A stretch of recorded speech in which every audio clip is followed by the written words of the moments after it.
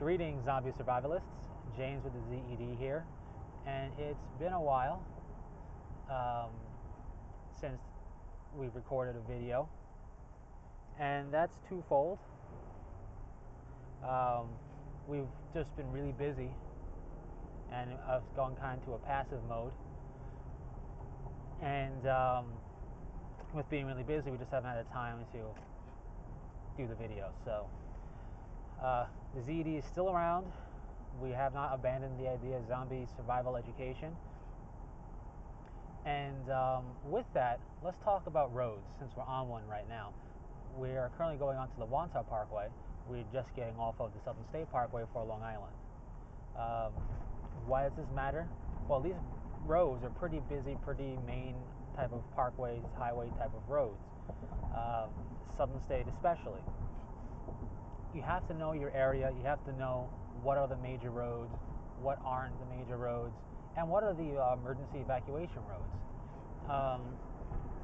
Because when stuff starts hitting the fan, people are going to try and get out of here, or get out of any area that you're in, because the thought process initially is, I got to get somewhere that's safer.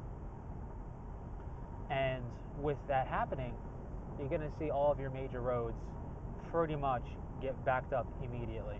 Delays are going to happen, major traffic conditions, and this is during the zombie outbreak. It's not prior to. It's not people getting sick, I'm going to leave. It's stuff is happening. It's not normal, I want out type of situation.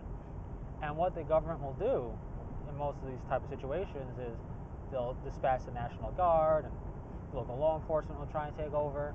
And what they're going to do is they're going to block roads off, potentially, quarantine certain areas, have checkpoints to go through, and that's just going to bottleneck the entire system up.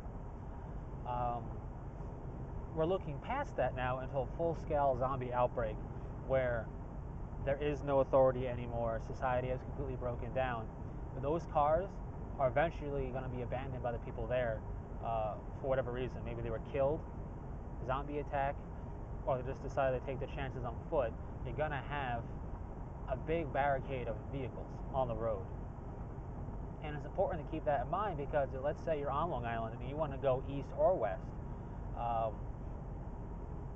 and you jump onto the Southern State Parkway trying to get to a new location, to a safer location potentially, you're going to be immediately hit with traffic. It's not going to be lined with car after car after car throughout the entire stretch of the Southern State, not necessarily, but you're going to make some headway, and then you may get caught at the line of cars going west as well as east.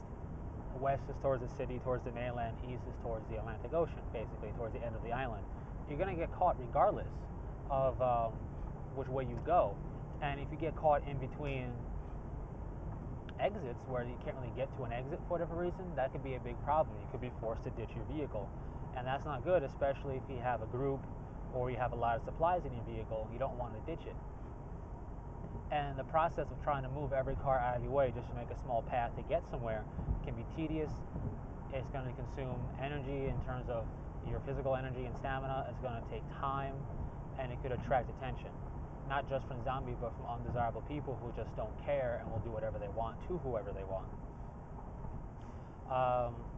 With that, you got to keep in mind the roads that are not often used. Know them, even if they're side street back roads that would take a lot longer to go from point A to point B in a normal day. They'll be the quicker roads in the end, because they'll have the least likelihood of being backed up. And if you do have a car or two in the way, it won't be that much. It'll be relatively easy to get out of the way of your path. The emergency roads, they're a bit of a gamble. It depends on how quickly the zombie outbreak truly takes over the area. They could be relatively open, but chances are the government is going to direct people to go through those roads to get to certain areas. The police are going to tell people to take these roads, whatever. So there's a good chance that those will be backed up as well. But the good thing about vehicles is that they don't have to strictly follow the roads, especially if you have a truck or an SUV type of thing. You have a much easier time just driving on the grass if you have to, doing whatever you have to do to get to your area, even if the roads are a little backed up. And lastly, be careful. Just because you got a truck or an SUV doesn't mean you're going to be this off-road bandit. And even still, if it's been raining or if the road's just really wet or very soft, I should say the grass and dirt's very wet and soft, you could have a situation where your car gets stuck. And we have a fender bender here. So that's it just for the basics on roads. And just remember to stay safe and have a plan and be prepared. Take care.